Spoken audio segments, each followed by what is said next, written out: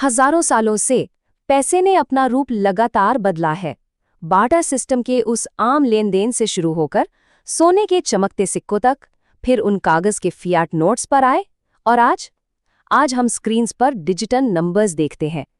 पैसे ने हमेशा खुद को नए ढंग से ढाला है, लेकिन इसके बाद क्या? ये वाकई एक बहुत गहरा सवाल है।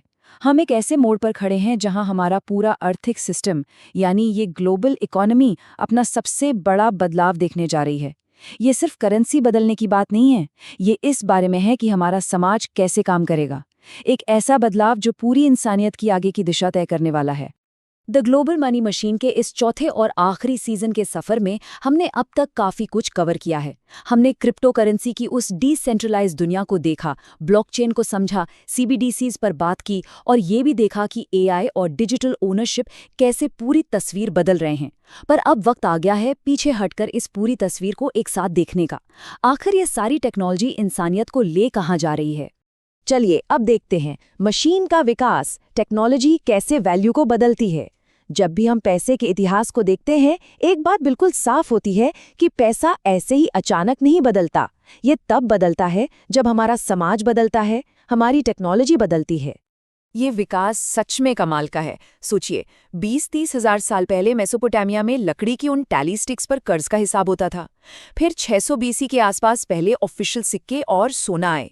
फिर आता है 1971, जब प्योर फियाट स्टैंडर्ड ने दुनिया बदल दी।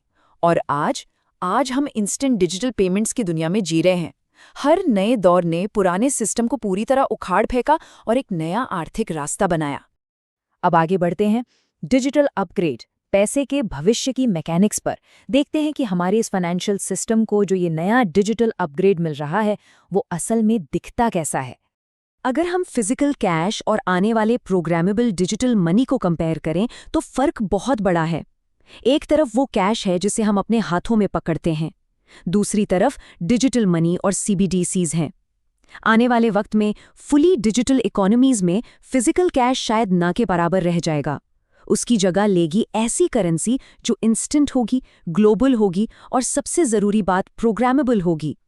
यानी उस पैसे को पहले से ही निर्देश दिए जा सकेंगे कि वो कहाँ और कैसे खर्च हो सकता है। ये पैसे का बिल्कुल ही एक नया कॉन्सेप्ट है। और इस नए डिजिटल रूप के इंजन में सबसे बड़ा पुर्जा है आर्टिफिशियल इंटेलिजेंस। एआई और ऑटोमेशन इस आर्थिक मशीन को चला रहे हैं। होता यह है कि पहले बेशुमार डेटा को तुरंत इकट्ठा किया जाता है, फिर उस डेटा के आधार पर एआई ऑटोमैटिकली फैसले लेता है, और ये सब मिलकर बनाते हैं स्मार्ट इकोनॉमिक सिस्टम्स। ये इंजन ऐसे इंस्टेंट डेटा ड्रिवन फैसले ले सकता है जो पूरे इकोनॉमिक फ्लो को समझकर चलाते हैं। पर ज़रूरी नहीं कि हर चीज़ किसी सेंट्रल सरकारी सिस्टम के हाथ में ही रहे। डिसेंट्रलाइज्ड ऑल्टरनेटिव्स भी काफ़ी तेज़ी से आगे आए हैं, जैसे ब्लॉकचेन आर्किटेक्चर, क्रिप्टो इकोसिस्टम्स और peer to peer trust models. ये आम लोगों को एक दूसरे के साथ बिना किसी बिचौलिए या ट्रेडिशनल बैंक के लेन देन करने की ताकत दे रहे हैं। ये सिस्टम्स नए लोगों के लिए भी आसान बनाए जा रहे हैं, ताकि वेल्थ का वितरण कुछ अलग ढंग से, थोड़ा और खुले तौर पर हो सके। अब आता है इंसानी सवाल, ऑटोमेटेड दुनिया में वैल्यू। इन सारी नई टेक्नोलॉजीज को देखकर दिमाग में एक बहुत गहरा सवाल आता है। अगर आने वाले कल में मशीन्स और एल्गोरिदम्स ही सारी वेल्थ क्रिएट कर रहे हैं, तो इस ऑटोमेटेड दुनिया में आखिर असली वैल्यू किस चीज़ की होगी? सच तो ये है कि इंसान कोई हिसाब किताब की स्प्रेडशीट्स नहीं है। हम जज्बात वाले लोग हैं।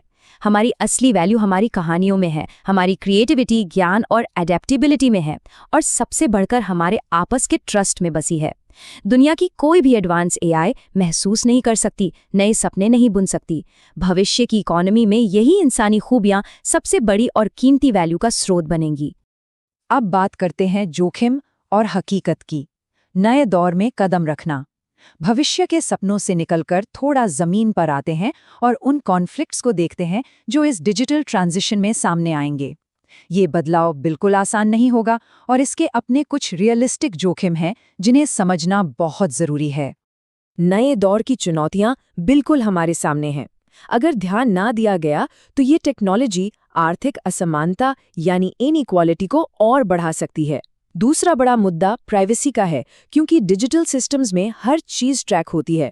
और तीसरा जोखिम है पावर का सेंट्रलाइज्ड हो जाना, जहां सारी ताकत कुछ ही हाथों में सिमट जाए। इसलिए समाज को बहुत ध्यान से अडेप्ट करना होगा। डरना नहीं है, बस सही रास्ता चुनना है।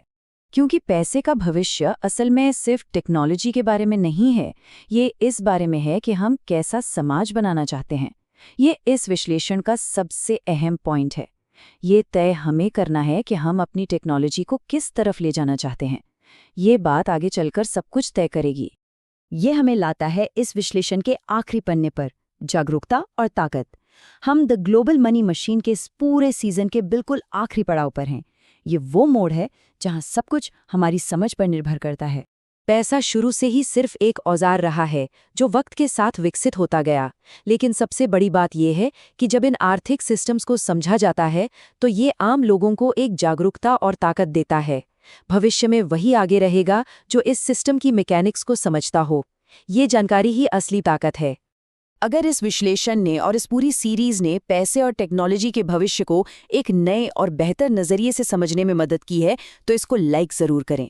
इसे किसी ऐसे शख्स के साथ शेयर करें जो भविष्य के बारे में जानने को लेकर हमेशा उत्सुक रहता है। और द ग्लोबल मनी मशीन की पूरी सीरीज देखने के लिए हंट केओस विद अमर को सब्सक्राइब जरूर करें। पैसे की ये विशाल मशीन कभी विकसित होना नहीं छोड़ती और अब इंसानियत अपने अगले और सबसे नए दौर में कदम रख रही है। पैसे का ये नया रूप सिर्फ हमारी इकोनॉमीज को ही नहीं बदलेगा, बल्कि ये शायद हमारी पूरी सभ्यता को बदल कर रख देगा। तो इसके बाद क्या होगा?